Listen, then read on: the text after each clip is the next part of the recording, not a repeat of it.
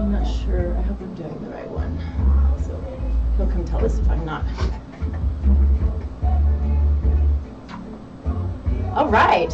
Here we are. Sorry, getting all my stuff put together. Nikki Burnett here, Taste Life Nutrition. This is Taste Life Nutrition Radio, streaming live on KUHSdenver.com, where we bring in some of the coolest people ever. The goal is to bring you the best information that we can, think outside of the convention a little bit, and have a little bit of freaking fun. So today we have Dr. Brent Jenigan. I am saying your last name right? Jenogan. Yes. Jenogan. That was long. I mean, it's okay. It's all in my life. Words. Yeah, as long as I'm not the only one, right? But I've been looking forward to this for a long time. If you saw my promo, one of my favorite things is to surround myself with people who are smarter than I am. Agreed. Likewise. Anyway, this is going to be a lot of fun. Dr. Brent is a brain-based chiropractor, which is above and beyond your everyday. This is not a diss at all, because I love Snap, Crackle, Pop. I do it for me all the time. But this is beyond the Snap, Crackle, Pop, which is great stuff, right? It is all about our neurology, how it's all connected, and it is gut brain, brain gut, and then everything else. And so that's the long of the short of it. And let's just sorry, I'm all in my own place. So yeah. Hey, thanks for being here. Thanks for having me. Yeah, it's going to be a lot of fun. And as I said, I'm super excited about it. We're just going to sit and nerd out, and hopefully you get some goodness out of it. But as always, we start the show with gratitude, because gratitude can change the world. It's so important to start your day, end your day with the things that you're thankful for. One small thing, all the big things, whatever it is for you, because it is energetic. It goes out into the world, and it literally can make a huge change for you and for everybody around you, because it literally resonates. So, what are you grateful for? There's so many things to be grateful for. Mm-hmm. My breath. Yes, that's a good one. I wake up every day in gratitude, and I don't get out of bed before I find the gratitude in my heart. So, being in America, having electricity, having a roof over your head, having the pleasantries of material things in life, just waking up and having breath, and being able to get up, have hot water, go outside, not be in a war zone. Just enjoying the presence of being a human being on the planet, and just loving that. Yeah, yeah. Did I do the right ones or the wrong ones? You were on 4. Okay. See, I knew I might have it wrong. Alrighty. So, I think that probably that was caught. Was it? Should we start over again? Oh, do I need to go closer? Yeah, go a little bit closer. There we go. All right, cool. Okay, so just do a brief overview of what you said. We start with gratitude always. Say what you're grateful for again, because I always mess up the technology, and I'm always got to fix it. So one more time. I'm grateful for my breath. Yeah. Because it reminds me to stay present. It reminds me to let go of the stress, the anxiety, just the minutia of being alive. Just stepping back and saying, oh, that's nice. Yeah, yeah. And you said a lot of things also, and I want to hit on them here in a minute. But agreed, and if you can take one thing away with what he just said, and what I try to do every morning is wake up. Literally, when you wake up, it's certainly a habit to create. But when your brain starts working, start thinking about what you're grateful for. I do the same thing. There's I don't know if it's a study or where I heard it. I think maybe it was Abraham Hicks. But the first 17 seconds, immediately when you wake up, before you do anything else, the first 17 seconds can create your day, essentially. So if you start your day, as you're waking up, the alarm goes off, I'm like, oh man, because I'm an alarm snoozer. Same. Yeah.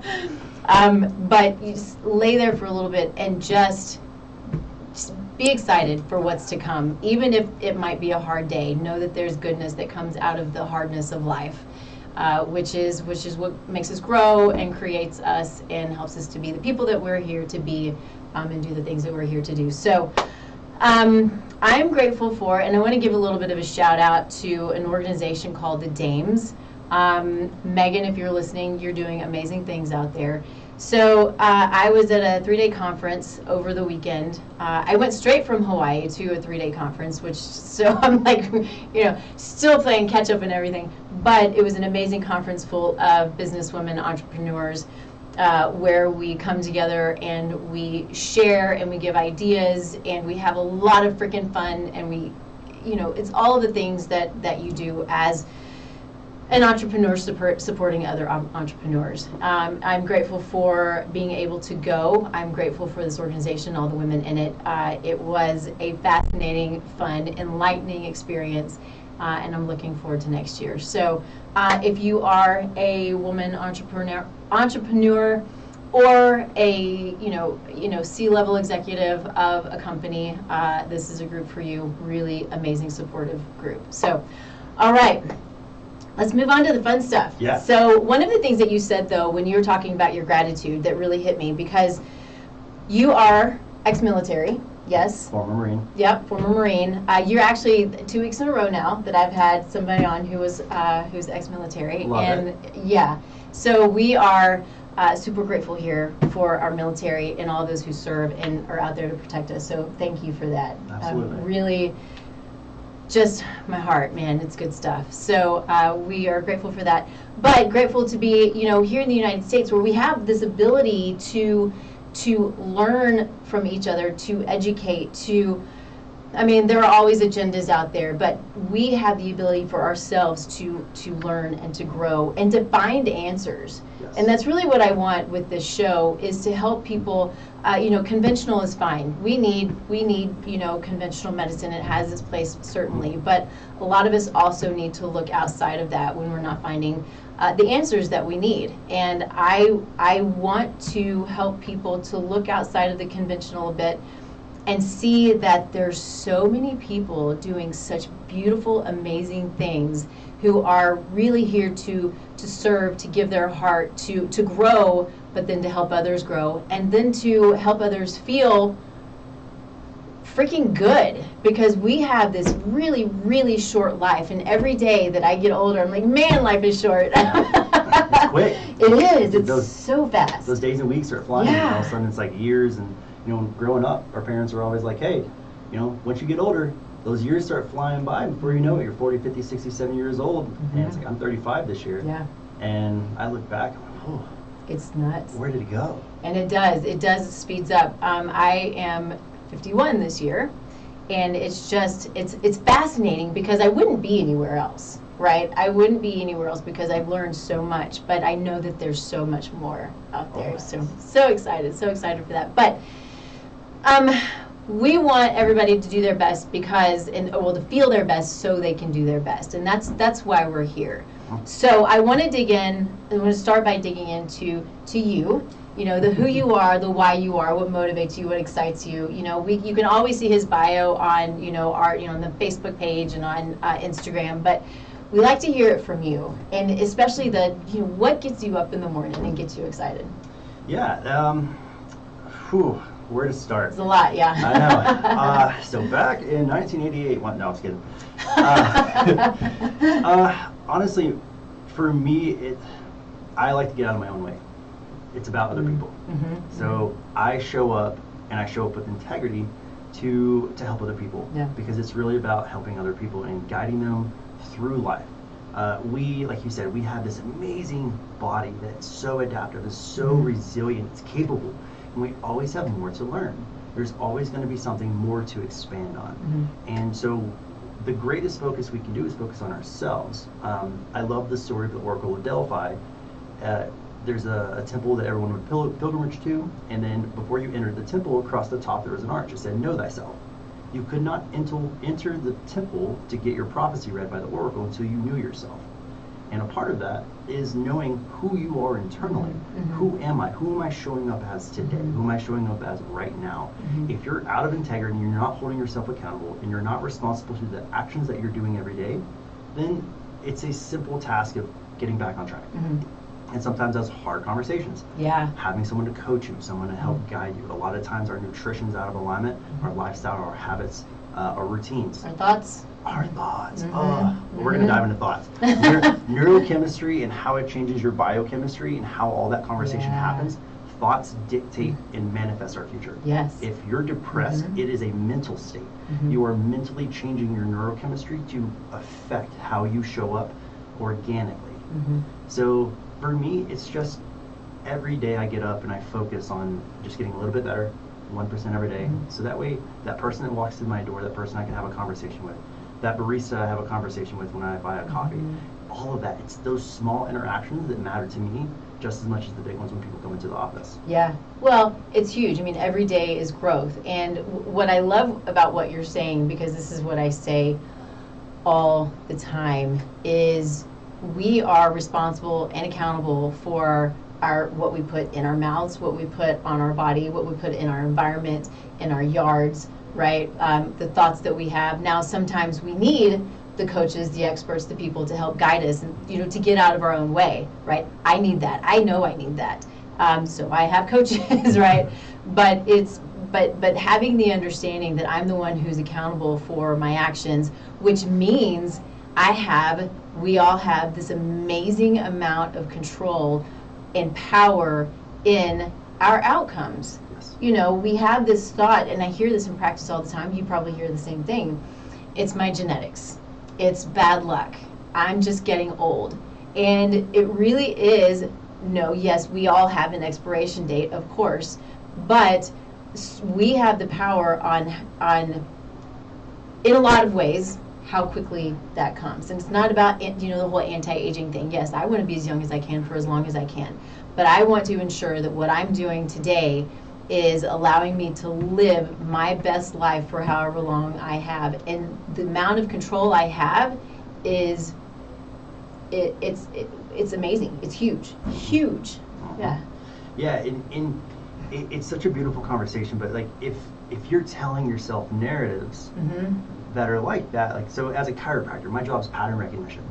I'm looking at patterns in the nervous system. How is your body adapting? How is it changing? Is it not adapting? Is there a lack of adaptation? Is it systemic or is it structural? And probably both. Yeah. So we need because one affects the other. Precisely. So addressing the entire system is really the biggest part. But pattern utilization, where do we start? How do we really influence the system to start creating those positive changes that we can get away from those narratives? Go ahead, finish, because I think that's such a huge point, is the narrative, what we're telling ourselves about our situation. Absolutely. Yeah, because that's the story that you're carrying to move into the world with. So it's like, if I'm in the state of lack, I'm lesser than. So it's like, I'm going to be like, oh, well, you can do that, but not me. That's not a me thing. Like, that's like, I'm just not built that way. That's a complete fallacy. It's a lie. You're telling yourself a giant lie because you're afraid of getting uncomfortable and doing that thing. Or it could just be that you don't want to. And that's okay too. Yeah. But we live in a state of a lack of power. We're afraid of what we're capable of. And when you address that, a lot of the inner demons come up and all the stories come up with it. And when you start to address the stories and you move them to the side or even get rid of them and replace them, I love the word reframe. Yeah. We're going to reframe this narrative into a positive one that's uplifting and is going to fulfill us versus take away from us. Yeah. And so part of whenever you're coming in, like for me with chiropractic, my intake, you come in, I want to know, like, I'm going to ask you questions of your health. I'm going to ask you questions of your life, your health history, but I want to know how you are. And I want to hear the words you use, the way you use them, and then in the fashion that you put the words and sentences together, because that tells me how your mind's working. If you come in, you're like, oh, well, I had this disease or I had this pathology, I was diagnosed with this thing. Are you allowing that diagnosis to control you? Yeah. Is it consuming you? Because if so, then we need to change the narrative because we need to gain control over it, because right now it has control over you. And I think with that being said, I think a lot of us unintentionally give our control away, right? So we have a diagnosis, or we go to the doctor or whomever and they say, this is what you have. This is now you. And you take that and you're like, okay, fine, this is now me, right? You're giving your control away. When we have when we do have the control. Now, it can be hard and it can be frustrating, and you need to find the people who can help to support you to get your control back. But it frustrates me so often, because I hear it and I see it all the time when people are come to me and they are moved through the system and moved through the system and moved through the system as they're getting worse and worse and worse and worse. I have one client right now who's in this situation, actually a couple of them, but one in particular. And it's been years, 10, 15 years of this constantly moving through the system. And it is, the fun thing is when you see those light bulbs go off, even when she's still in the thick of it, I mean hardcore still in the thick of it, but light bulbs are starting to go off, as we have these discussions. And that's what's so important about finding the people who are there, who are going to work with you, support you, help you build your team, because you don't need to be covered up and dismissed and saying this is what you have, or this is a little bit of a side and I can't help it, how much time you have. Right. This is the stuff that really grates on me, is when you're told how much time you have. Yeah, and it's, who am I to tell you how long that you have? Yeah. Like I can look at it chemically, I can look at it functionally, we can look at things, but ultimately what I know is that the power that made the body heals the body. If you address the underlying issues of toxicity and a lack of nutritional deficiencies, the body starts to heal itself. If the energy systems are working how they're supposed to, you're removing the toxicities, the body starts healing. We also know that structure dictates function. Yep. So if the spine is out of alignment, it's going to alter the state of the brain's communication to the body and the body's communication to the brain. So if you expect your organ systems to ever function properly, having a misaligned spine, it's not going to happen. Yeah. You'll never reach that 100% function. So the goal for me as a chiropractor is to assess the spine, remove subluxation, remove the interference in the nervous system. So I'm taking the pressure off the nerves, off the spinal cord, which then communicates to all of the body. And then the body can take in information from its environment, internal and external, and then take that information and send it to the brain and say, hey, here's the things that I have going on. What do we need to do to it? The brain then does its job and sends information back to the body to tell it what to do. We get so wrapped up because we're so overwhelmed with information today. The best thing you do is take a step back, take a breath, get present, stop focusing on the past, stop focusing on the future, and what can I do right now? Yeah. I have a question for you. I'm talking about the spine, and so I'll just jump in where I have a curve. It's a 30-degree curve in my spine. It was only diagnosed, I don't know, 6 or 7 years ago or something, which is interesting because I've had people work on my spine forever. Point to that is, though, at this point in my age, you can't really correct the curvature. So what can you do for I know there are a lot of people out there who have some kind of curve in their spine. What can you do to mitigate the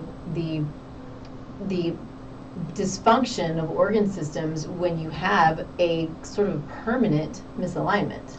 Well, the best thing is to restore motion. We want the spine to be mobile. So when the spine, first let me ask, is scoliosis or is it more so like flexion extension based? So I don't know. Okay. I've not been told one way or the other. I'm assuming it's sort of a scoliosis. Curves to the side or curves front and back? Oh, to the side. To the side, so scoliosis. Okay. So lateral deviation in the spine. So what happens is I like to think of the spine, it moves in three dimensions. You have your front and back, so flexion extension. You have lateral bending side to side, and then you have rotation. You also have compression and torsion that occurs with that rotation compensation pattern. The body, when it stops moving front and back, starts moving side to side. Okay. That's where scoliosis occurs. It's a compensation. Okay.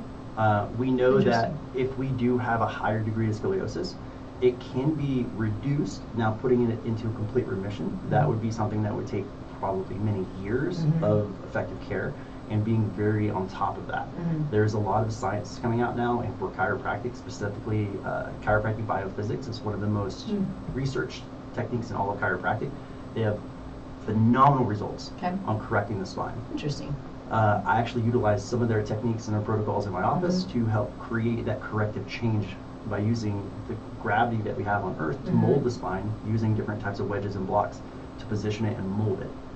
So to reduce the scoliosis, if you're getting adjusted and it's just through manual adjusting, it's going to reduce potentially over time, but the goal is restoring motion so that the pressure on the nerves is not implementing or ultimately affecting and crushing those nerves and cutting off the flow of where they're communicating to.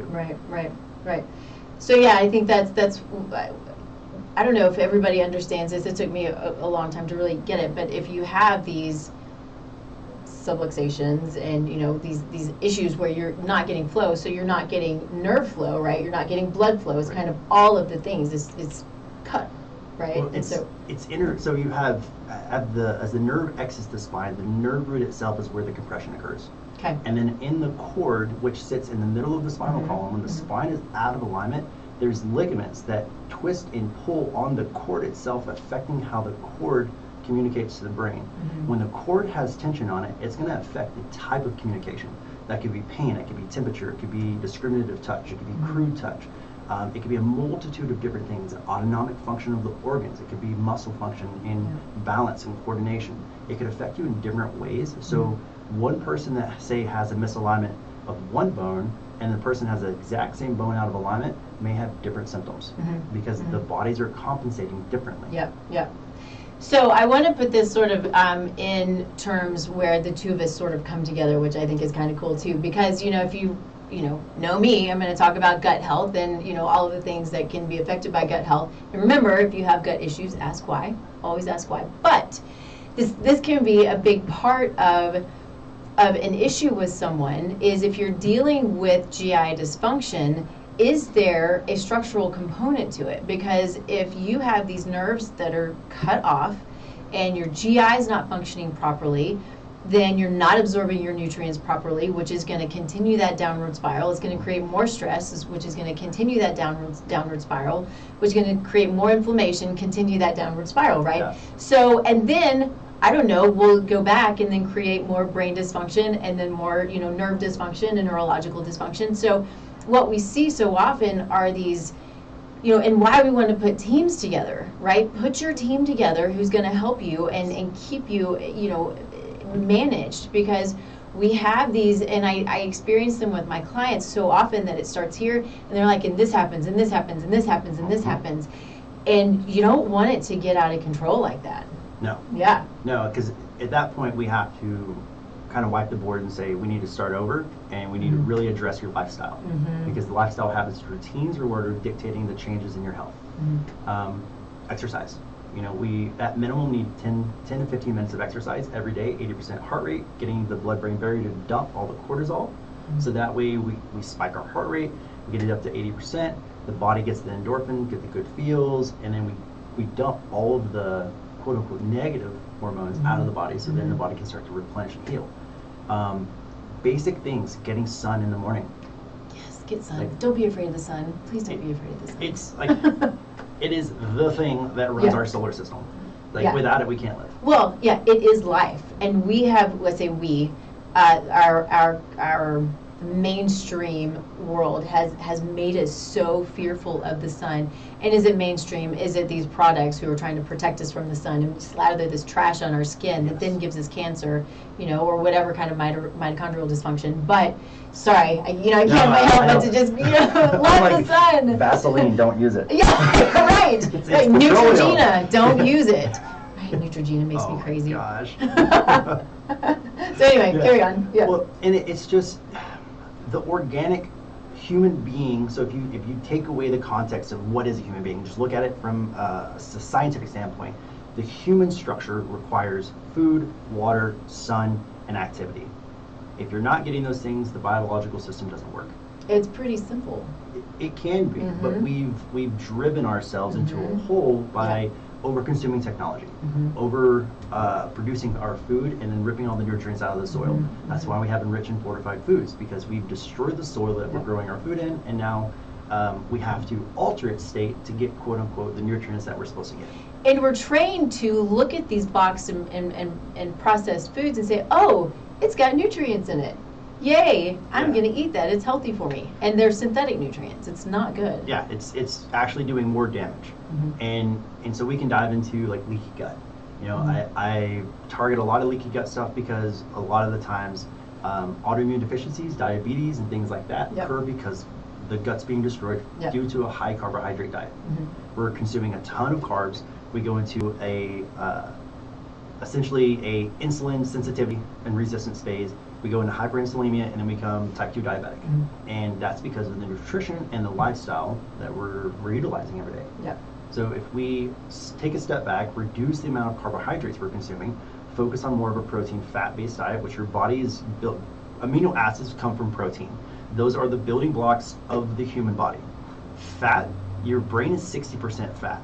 So you have to have fat to have proper neurological activity. If you don't have a good amount of fat in the body can't communicate. That's how the myelin sheath, the neurons, and all the the nervous system communicates.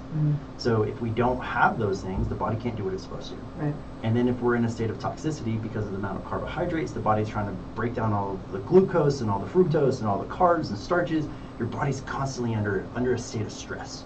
And like the biggest thing that I work to mitigate is stress management, because getting adjusted is going to reduce the amount of stress on the system. It's going to help the body heal, integrate, and remove the toxins from the body. It's not rocket science. It just requires effort. And so a couple of things.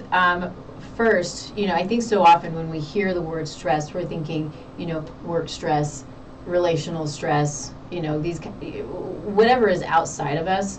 But when we have dysfunction, when we have toxic overload, when we have, leaky gut and all of these things, this is stress. And I say this all the time, I love it. Stress shrinks the brain.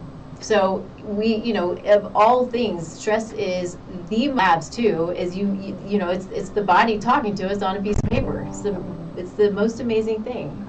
We keep losing connectivity. But also real quick, for those who may not know what leaky gut is, I feel like at this point, and I just hear it all the time, that maybe most people do, but I still have to consistently what it is and what it means. So you might hear leaky gut, you might hear intestinal permeability. What it is we have cells that are supposed to be super, super tight that go, throughout the GI, right? They're this tight and not supposed to let anything through until it's time for it to get through, until the particles and the molecules are small enough to where they're supposed to go through, which is normal and natural, right? Through the capillaries and all of the tiny, tiny littles. What can happen though is there's a protein called zonulin that goes up, totally natural part of the